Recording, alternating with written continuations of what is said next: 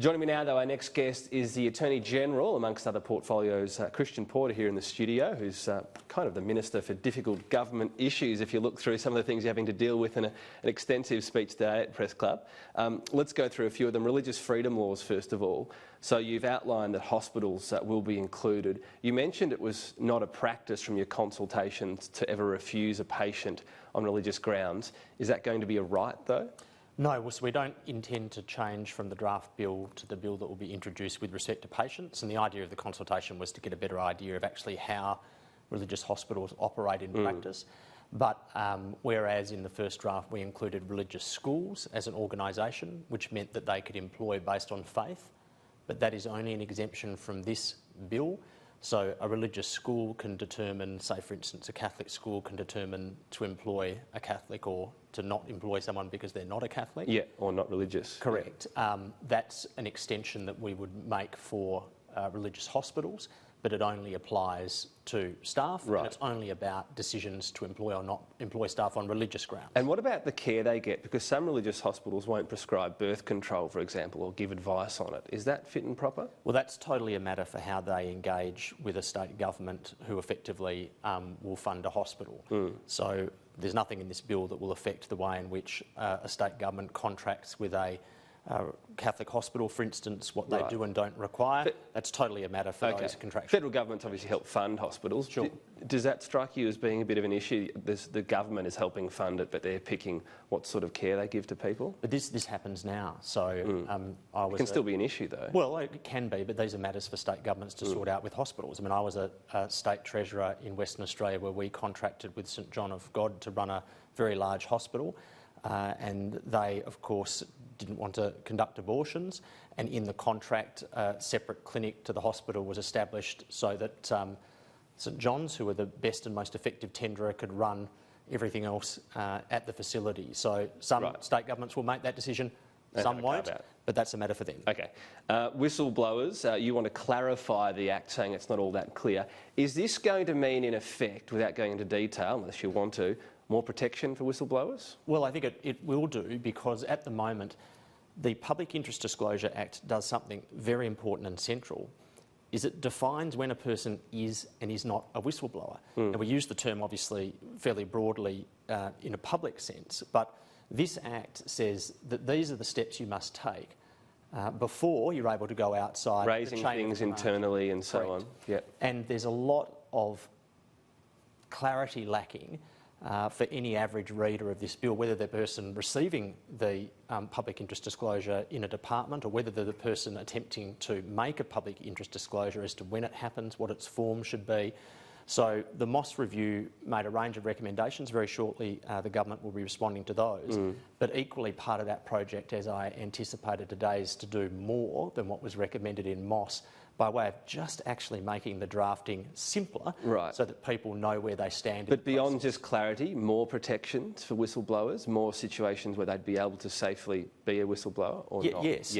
I mean, the Moss Review goes into a range of issues that I think would certainly benefit what we would define as whistleblowers under the Act. The Union Integrity Bill, the one big pushback from the union are circumstances in which they say it would be unfair on this demerit point-based system, for people to be deregistered. So one example, failure to remove non-financial member from the register of membership, which they're saying is a paperwork issue. That's 60 penalty units, so that happens 3 times and someone's deregistered.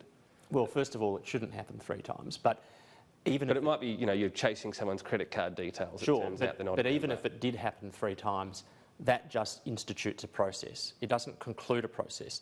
And indeed, a court wouldn't be able to conclude a process, i.e. have someone no longer be able to sit as an official or deregister a union, unless they applied a fairness test that it was unjust in all the circumstances. So the idea that someone is going to be stopped from being an official for a minor matter, or that a division of a union or a union at large would be deregistered for minor matters, is just factually not true. That's open to the court at that point, is it not? What happens at that point? The court has to make a final decision as to whether in all the circumstances something's unjust, i.e. that someone being prevented from being an official is unjust, or a union being deregistered is unjust.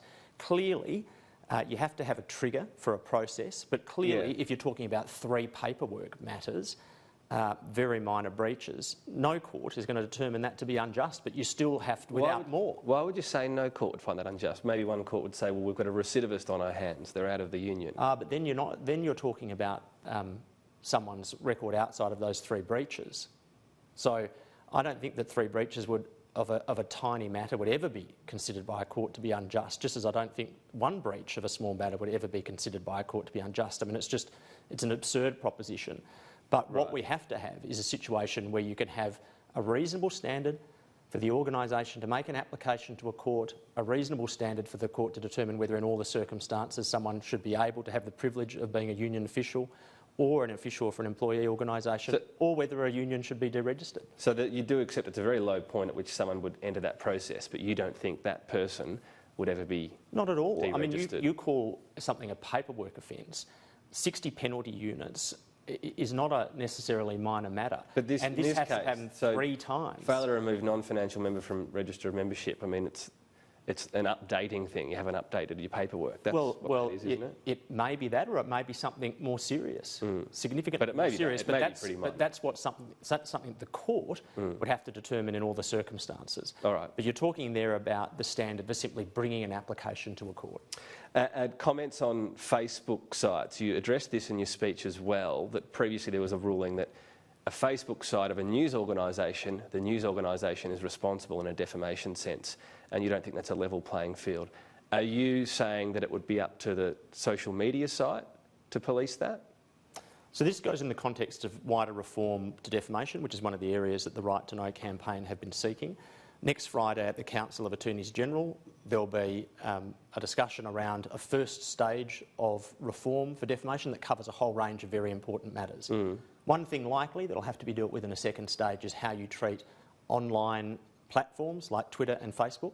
Do they get treated as publishers in a similar way to your organisation or a newspaper? That clearly is a complicated issue. My own personal view is that they should be treated in a very similar way to traditional publishers, but of course you have issues about volume that you have to understand and that have to be accommodated. So there has to be a sensible, cautious approach to how you would even that playing field. The case that you're talking about was a case recently where the court found that if a news organisation had a Facebook page, that the news organisation was effectively the publisher of a private individual's comment on their Facebook page. Now, in my observation, it's open for the court to decide, but that actually makes this unlevel playing field worse, not better. Even worse, yeah. I wanted to ask you about secondary boycotts. These are laws, possible laws alluded to by the Prime Minister that you've spoken about since. He spoke about one example, banks not lending to coal mine projects because of pressure from environmental groups. So what would you seek to make illegal here? Well, in that type of circumstance, it's already the case that consumer law says that in all other circumstances, you can't have that type of circumstance occurring, but that there is an exception for environmental reasons. And the Prime Minister, with which I fully agree, makes the point that that seems to be a rather arcane exception, that why should a decent small business who works for a mining project be refused finance when for all other reasons they legitimately would be given the finance? Why should that happen? And in all other circumstances that would be called a secondary boycott and would not be in accordance with law. Well, the secondary boycott in this isn't usually a sense of, for example, a union directly stopping a third party from acquiring goods or providing them to the fourth party. This is not stopping. This is public advocacy, isn't it? Well, I don't think it necessarily is. And I'll give you another example of the type of public advocacy. So there's an organisation called the Galilee Blockade, and they encourage people to call up a company who contracts with the Carmichael coal mine, Adani, and they ask the people who call up that company to deliberately try and keep the sales representatives on the company on the phone for as long as possible to do commercial damage to that business. Now, I just think that's totally unfair. That extends beyond what people would accept as legitimate advocacy and gets into the realm of deliberately damaging a business who does a business that you don't particularly What would you seek to make an offence in all of that? Well, this is what we're working on now. This is what the Prime Minister's foreshadowed. But we have recently made a range of offences for the use of a carriage service to deliberately incentivise people to damage an agricultural business. Okay, so that's quite specific, but when we talk around public advocacy, for example, the superannuation sector is pressuring companies to take climate risk seriously about their investments. Would you crack down on that in any way? Well, that is a slightly different set of circumstances, but the most obvious set of circumstances that we face at the moment is that some people, particularly using online platforms, are going beyond what most Australians would regard as legitimate advocacy and deliberately and trying to commercially damage businesses who happen to be working in an industry sector that they don't like, i.e. oil and gas or coal. So when you say going beyond legitimate advocacy, is some advocacy allowed under these new laws? Is that what you're thinking? That if you just simply say, I have a concern about the environment, I urge Australians that they should not go with this financial institution because they're bankrolling a coal mine. Would that be legitimate advocacy? When you say is some advocacy allowed, we have no intention of preventing advocacy, but what we're looking at is looking at ways in which you can have effective laws which distinguish between completely legitimate fair advocacy that we'd all expect and deliberate commercial damage being done to a business because of the sector that it happens to operate in. And in the latter circumstances, there should be reasonable prohibitions against that happening. What about Matt Canavan urging Queenslanders to boycott Westpac because it refused to finance the Adani coal mine? Oh, look, I haven't heard those. That happened a couple of years ago. Well, look, but where does that fit in a legitimate advocacy or injuring businesses? Well, we're in the process of designing laws, but the first tranche of those laws is going to be about legitimate damage to a legitimate business, and I don't think that would necessarily fall inside that scope. But what we have seen is we've seen individuals, particularly using online platforms, deliberately incentivise people to commercially damage a business because of the sector it works. But isn't that what Matthew Canavan wants to do because of a sector it's not working in? Well, as you say, some things are legitimate advocacy. And that is? Well, I don't know all of the circumstances of what it was that people were asked or not asked to do it. You'd have to always look at this on an individual basis. Okay. He was urging Queenslanders to boycott Westpac, though. Well, people indicating a preference for one business or another is a completely legitimate way for consumers to behave. But third parties refusing to finance someone who otherwise would lawfully get financed because of the sector that they're working in, or people using online platforms to encourage others to deliberately damage a business because of the sector it is, All right. I don't think most Australians consider that legitimate behaviour.